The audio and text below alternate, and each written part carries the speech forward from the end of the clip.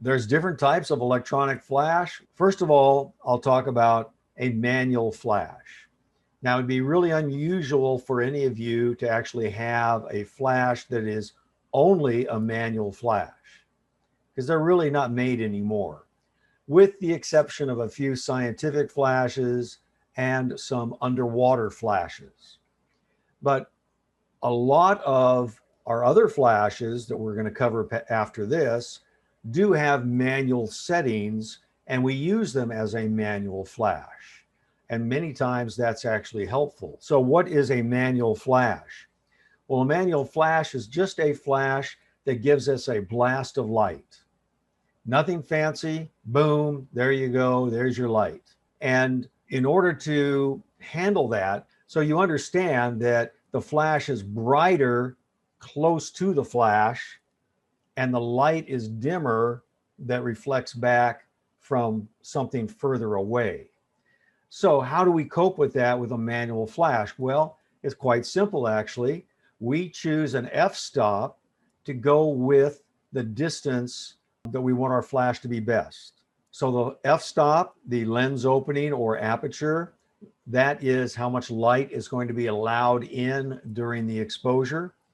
If our lighting needs to be best further away, we need to open a lens more to let that lesser amount of light record for a good exposure. Basically, with a manual flash, often you will have a little chart or a graph or something printed on the flash unit itself that says at 10 feet, use f8, at 30 feet, use 2.8, something of that nature.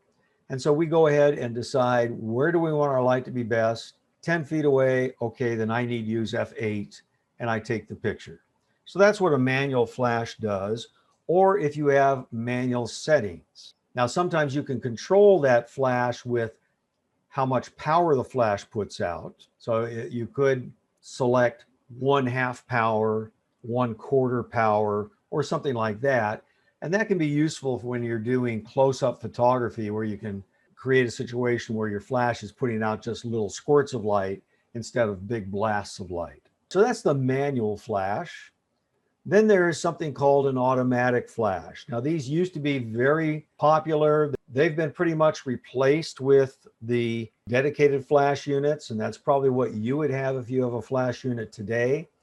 But they are still around, so I want to speak about them. Also, a lot of our dedicated flash units can be used as an automatic flash. So, what is an automatic flash? An automatic flash uses distance ranges. So an automatic flash, maybe it'll have 3 or 4 different distance ranges, and usually they're color coded. So you might have a red code, and that would then indicate that if you have your subject within 1 foot to 6 feet, you can use the red distance range, and then there'll be an f-stop assigned to that, and let's say it's f11. So you say, okay, my subject's within 6 feet. I'll use the red distance range, and I'll set my f-stop for f11. Then when you snap the picture, the flash fires, the light goes out, reflects off of your subject, comes back, and then a sensor on the flash unit itself will read the light reflecting back and shut the flash off when there's been a good exposure. The flash shuts itself off, and it can actually do that in as little as 1/64,000th of a second. You would then choose a distance range that then has an f-stop to take your photograph. Some points about the automatic flash. A change to a new range requires a change in f-stop. So each one of those colored ranges has an f-stop assigned to it. Never work an automatic flash at its maximum range, especially in less than ideal conditions. What does that mean? Well, let's say you have a distance range that is 1 foot to 6 foot, and almost everything you're going to photograph is at 6 feet. Well, you might want to use the next range, and maybe the next range is 4 feet to 10 feet. Because when you're bumping against that far end of the range, especially the far end, sometimes the flash just doesn't quite cut it, just doesn't quite give you that result. And sometimes it's because whatever you're photographing doesn't reflect light as well. So it's actually going to need a little more light. Case in point, outdoors at night. If you're outdoors at night using your flash and your distance range says it can handle up to 15 feet, you'll be lucky to get 12 feet, maybe even 10 feet, because there's not a lot of things for the light to reflect off of. So you end up being forced to use a distance range that gives you more distance. Fortunately, we have our review screens. We can check our review screen and see how it works. A review screen is a nice thing to use to check how your flash is working. When in automatic flash, make sure the shutter speed dial is set to the flash synchronization speed. We have to make sure that we set our flash sync speed. You cannot exceed whatever that flash sync speed is. What happens if you do? Well, let's take a look at some example photographs. So here's a photograph, and this was taken with an automatic flash, and the flash sync speed for my camera is a 90th of a second. So this first photograph I took at a 90th of a second. Now what happens is when you snap the picture, the shutter starts out being closed, so you can't see anything. It's blocking the light. When the shutter opens, it opens to let the light in, and then the shutter will close behind it. In this case, I'm using the flash sync speed, so it worked just fine. The shutter travels from top to bottom, and then it closes behind itself. And a 90th of a second will then work. Let's see what happens when I now go to a 125th of a second. When the shutter is all the way open, that's when the flash fires. That's the timing. Now at a 125th of a second, when the shutter is opening, it gets to about here. Well, it has to start closing because the shutter speed is set higher. And so by the time the shutter is all the way open, and now the flash fires, part of my image is already cut off by the closing shutter. And then here we have a 500th of a second. Snap the picture, the shutter starts to open. It has to start closing right away. So when it's open all the way, it's already closed down this way to compensate for that faster shutter speed. The flash fires and you get just that amount of light. So that is the issue with flash synchronization. You have to choose the shutter speed, and it has to be the flash sync speed or slower. On my camera, it might be a 125th of a second. On your camera, it might be a 90th of a second. To be safe, you can always use a 60th of a second. And then the last note I have there is when photographing a high key scene, a light or reflective background, bracket opening up 1 or 2 stops. So let me ask a question. If I walked into, or let's say you walked into a crime scene that included a master bathroom, a large master bathroom that was white tile, white countertops, chrome fixtures, mirrors, and you walked in there with your camera and your automatic flash and you started taking pictures, do you think if something went wrong, your photographs would come out too bright, or would your pictures come out too dark? But remember what I said about the automatic flash. There's a sensor on the flash. And so when the light reflects back, the sensor will then signal when the flash is to shut off.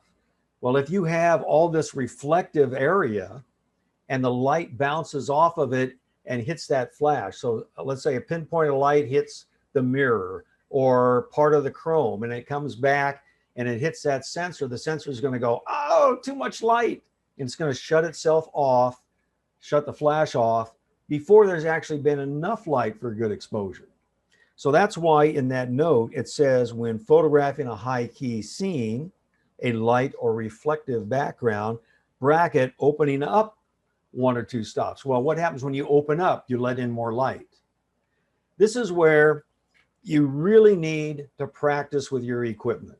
So that's the automatic flash. If you were to buy a flash today, You may not be buying an automatic flash, you'd be buying a dedicated.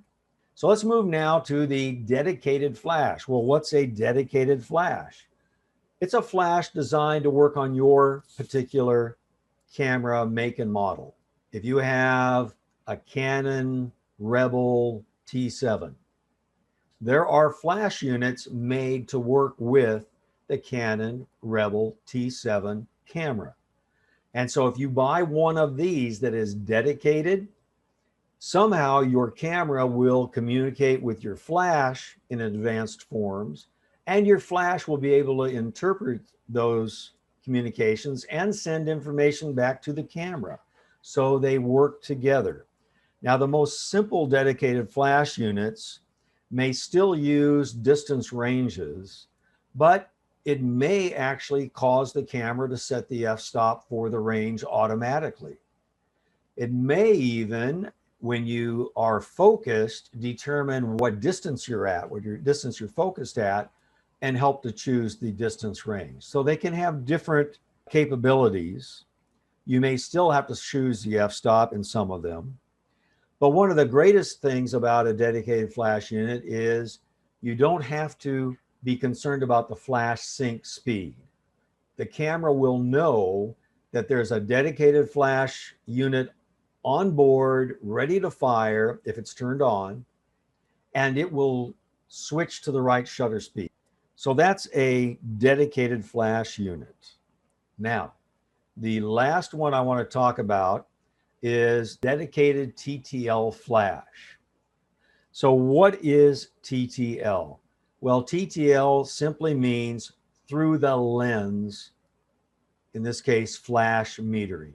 Keep in mind what I said about automatic flash units. Automatic flash units and the simple dedicated flash units have a sensor on them. So it just reads the light coming back to the sensor.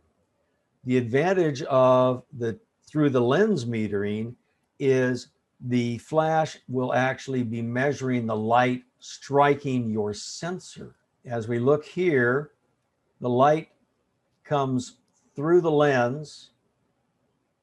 This is during the exposure itself. When you snap the picture and the flash fires, the shutter opens, the light comes through, strikes your sensor to make your exposure.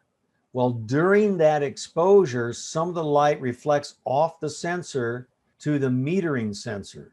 The metering sensor reads that reflected light and then will signal the flash when to stop, when to shut off. Now, just by moving the sensor inside the camera, we get much better results because your flash could actually be pointing a little differently, and it's just reading generally with the light coming back. That's how it works. Now, because it works that way, we no longer have distance ranges. Instead, you choose an f-stop that you think will work. So based on your experience with the flash, you may point your camera at something and say, well, I'm about 6 feet away, so I think that I can use maybe an f11. And so you take your picture, and if you were correct, everything's fine. Now, if you were a little bit too optimistic and you really shouldn't have used an f11, instead what will happen is you'll get a little blinking warning light in your viewfinder, usually a little audio tone that says, didn't work, underexposed. And then you just open your lens a little bit and try again. So the nice thing there is you have a lot more latitude. You're not just nailed down to maybe 4 f-stops for your 4 distance ranges or 3 f-stops for your 3 distance ranges. You can use any f-stop you want that will work. And so you have some flexibility there also.